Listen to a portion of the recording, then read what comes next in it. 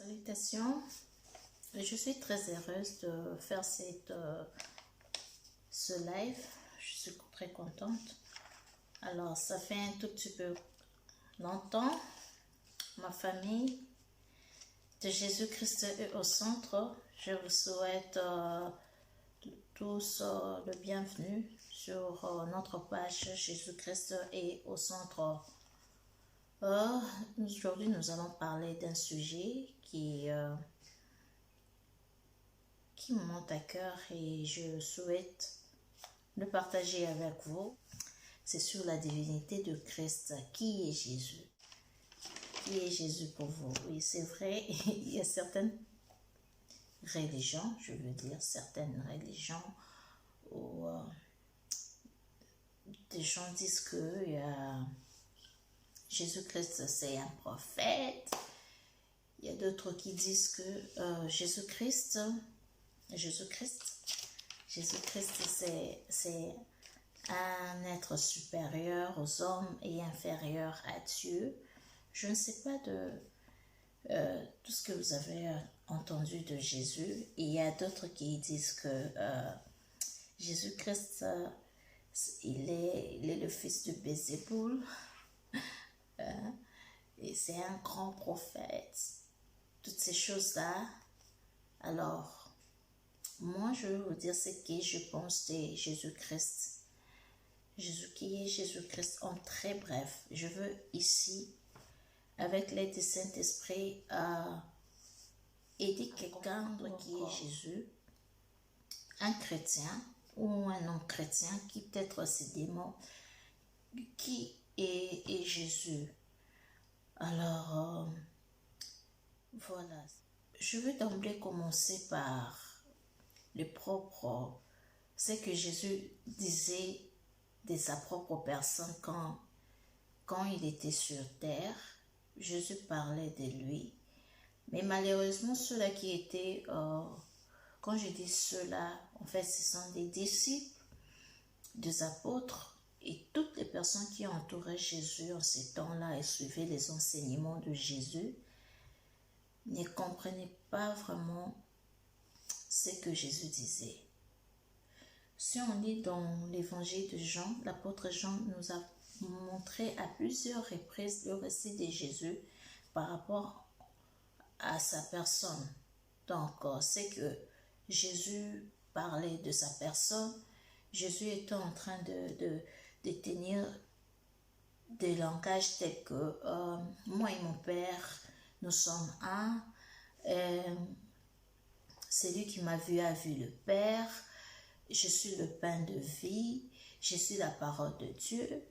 Et des paroles comme ça que Jésus tenait, il a parlé, il a donné des paraboles telles que les paraboles du cep. Je suis le vrai cep et le serment. Le serment. Si on lit dans Luc 18, 19, il y a les pharisiens à un certain moment, ils étaient, eux au moins, puisqu'ils étaient des docteurs en parole, ils connaissaient bien l'Ancien Testament qu'on appelle aujourd'hui la loi mosaïque. Ils maîtrisaient bien vraiment tout ce que le prophète disait déjà au sujet de Jésus. Alors, lorsque Jésus se mettait à la place de Dieu, et pour eux, vraiment, les pharisiens, ils les voyaient comme si Jésus était en train de blasphémer. Il commettait de l'abomination. Et lorsque Jésus aussi, à un certain moment, oui, c'est vrai qu'il est venu accomplir la loi, mais pas abolir la loi, mais à un certain temps, Jésus opérait des miracles pendant le jour de sabbat. Ils réclamaient à Jésus pour dire que Jésus ne respectait pas vraiment le sabbat. Le sabbat, raison pour laquelle ils ont voulu le mettre à mort à cause de ça aussi. Et vraiment la chose qui le dérangeait, parce que Jésus se proclamait roi. Et puis, il s'est proclamé fils de Dieu et Dieu. Il se mettait au même rang que Dieu. Il y a des choses comme ça que, en ces temps-là, Jésus parlait, mais malheureusement, il n'y avait pas des gens pour comprendre. Pourquoi? Tout justement parce que le Saint-Esprit n'était pas encore en service pour nous aider à comprendre. Pour comprendre ce que c'est Jésus, il faudrait que le Saint-Esprit t'aide. Jean 1, il y a Jean 1, à partir du premier verset, l'apôtre Jean présentait Jésus. La Bible dit, au commencement était la parole, et la parole était avec Dieu, et la parole était Dieu. Et toute chose fut par elle. Donc, c'est clair. Et pour comprendre, et cette parole-là, au commencement était la parole, et la parole était avec Dieu, et la parole était Dieu. Alors, qui est la parole? Qui est la parole? La parole, c'est Apocalypse 19 à 13. Là, on est en train de voir comment est-ce qu'on décrivait Jésus lorsqu'il venait sur le cheval. Autre Jean a vu que cette personne-là qui était sur le cheval blanc, avec un manteau de sang, portait un nom, et ce nom-là était parole de Dieu. Alors, si vous essayez d'aller plus bas, vous allez comprendre. Donc, vous allez jusqu'au chapitre 20, 21, 22, vous allez voir comment est-ce que Jésus s'est présenté après comme l'alpha et l'oméga. On sait que l'alpha et l'oméga, c'est Dieu. Et il a dit ça expressément que je suis Dieu. Donc, tous ces passages-là nous aident à comprendre réellement. Si on le condense, si on le rassemble, on va comprendre que Jésus-Christ est Dieu. Donc, cette parole-là, c'est Jésus. Donc, le plus intéressant, si vous lisez Jean 1, dans le 18e verset, vous allez voir que la Bible dit, je vais le lire très rapidement. Là, on nous parle vraiment de la lumière qui est venue sauver. On a parlé de Jean-Baptiste. Mais dans 1,18 dit, personne n'a jamais vu Dieu, Dieu le Fils unique, qui est dans le sein du Père, lui l'a fait connaître. Personne n'a jamais vu Dieu. Personne n'a jamais. Mais qui a vu Dieu? Il y a qui? Donc, il y a Dieu le Fils unique. Le Fils unique, il est le seul qui a vu le Père. Et ce Fils unique, c'est Jésus. Et on dit que, et puisque qui est dans le sein du Père, donc ce Fils unique est dans le sein du Père. Lui et le Père sont à plusieurs reprises. Jésus-Christ, dans ses récits, il répétait, il parlait que moi et mon Père, on est un. Celui qui m'a vu a vu le Père. Celui qui ne m'honore pas, n'honore pas le Père. Si vous lisez Jean 6, si vous allez dans Jean 6, 22 à 56 ou à 63, vous allez voir le récit que Jésus a fait. Je suis le pain de vie. Le pain, vous réclamez le pain, vous parlez de la maintien, mais moi je suis le pain vivant. Celui qui me mange aura la vie éternelle. Celui qui mange mon corps et prend ma chair et boit mon sang aura la vie éternelle. Qui peut donner la vie éternelle? Il n'y a que Dieu qui peut donner la vie éternelle. Et même dans les prophéties, le prophète Ésaïe a parlé de Jésus. Dans Ésaïe 9, le prophète Ésaïe a parlé de Jésus. Il a parlé d'un fils qui nous est donné. On l'appellera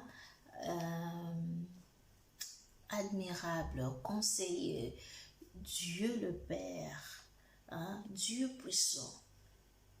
Vous voyez, même il y a le prophète Ésaïe l'a si bien dit, Dieu puissant, l'admirable, le conseiller, le Dieu le Père, Dieu puissant. C'est Jésus. Alors, pour moi, je suis d'avis, en tout cas, avec ceux-là qui disent que Jésus-Christ est Dieu. Jésus-Christ est Dieu. Je ne suis pas d'avis avec ceux-là qui disent qu'il y a la Trinité, parce qu'il n'y a pas de Trinité. Moi, je considère les trois personnes en Dieu comme étant des attributs. il y a un seul Dieu qui s'est fait, qui a pris sa parole et l'a fait chair, il nous les a donné comme du pain descendu du ciel, afin que nous puissions être sauvés de nos péchés.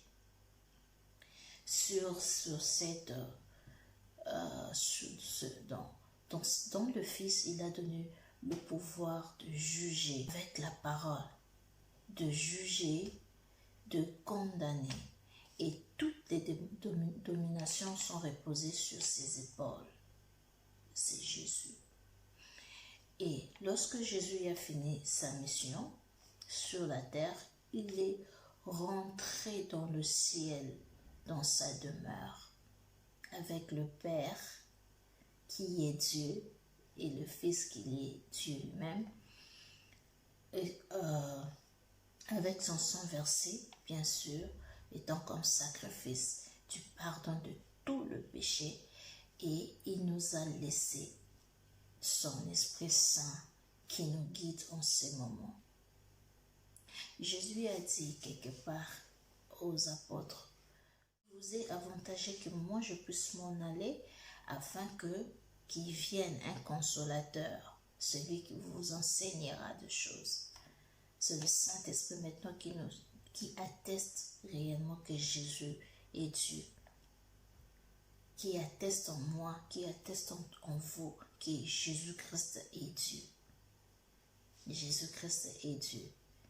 La Bible dit, il est le chemin, la vérité et la vie.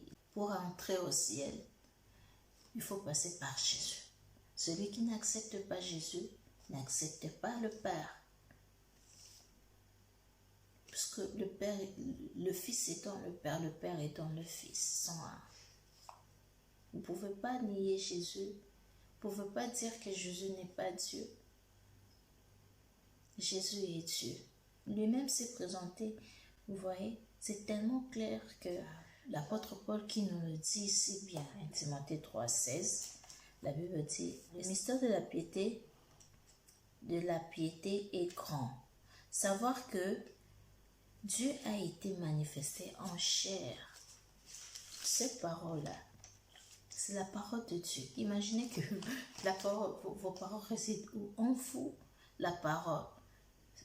Dieu a pris sa propre parole, juste l'a donné la forme humaine. Celui qui n'accepte pas Jésus ne sera pas sauvé. En d'autres termes, ceci veut dire celui qui n'accepte pas la parole, n'accepte pas la parole de Dieu, ne sera pas sauvé. La chose de Dieu, ça ne demande pas que de l'intelligence. Moi, je n'ai pas fait la théologie. Mais comme Jésus nous a promis le Saint-Esprit pour nous aider, c'est le Saint-Esprit qui est le meilleur enseignant. J'ai suivi les autres enseignements, j'ai lu la Bible et je suis convaincue par le Saint-Esprit que Jésus-Christ est Dieu. Jésus-Christ est Dieu. Le Dieu le Père, le Fils et le Saint-Esprit, ce ne sont que les attributs. C'est un peu comme des fonctions. C'est le même Dieu qui agit en Père, il agit en Fils, il agit en Esprit. Ils ne sont pas trois, il n'y a qu'un seul Dieu. Il n'y a qu'un seul Dieu. Si vous croyez en Dieu, vous devez croire en Jésus et vous devez croire à l'Esprit. Chacun a son rôle propre, mais il n'y a qu'un seul Dieu. Et je vous ai donné quelques passages. L'apôtre Jean a vu dans Révélation, dans Apocalypse, Jésus lui-même s'est présenté comme l'alpha et l'oméga. Le commencement et la fin. L'éternité, c'est Dieu. L'éternité, c'est Dieu. C'est Dieu.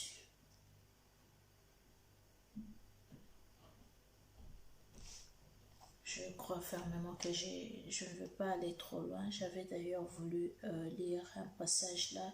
Vous pouvez vous enrichir dont j'ai donné 1 Timothée 3,16, Hébreux 1,3. On parle de resplendissement de la gloire de Dieu. L'apôtre Jean qui a vraiment parlé de Jésus. Et en tout cas, si vous avez le temps, vous pouvez lire les évangiles.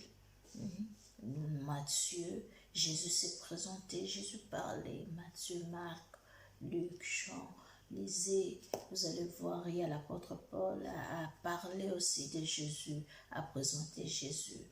Jésus, il est Dieu, c'est lui le Dieu, le Père, puissant, l'admirable, Emmanuel, Dieu parmi nous. Quand on parle d'Emmanuel, on dit Dieu parmi nous, c'est Dieu.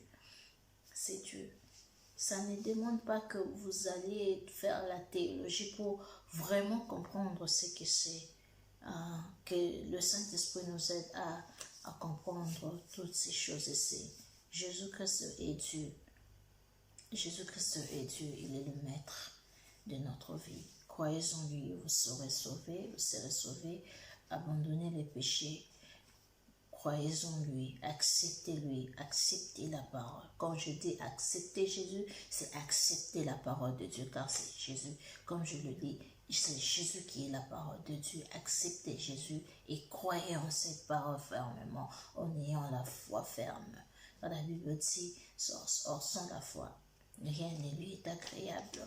Donc acceptez Jésus, croyez fermement cette parole et vous serez sauvés.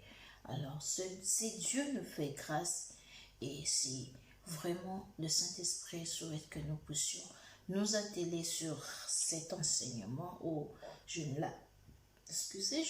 veux pas l'appeler enseignement parce que je trouve que je ne suis pas vraiment aguerrie pour faire ça, mais on est tous appelés dans le champ du Seigneur et d'une manière ou d'une autre, lorsque le Saint-Esprit nous donne des informations que nous voyons que cela pourrait être bénéfique pour les autres, c'est ce que nous faisons, nous essayons de partager.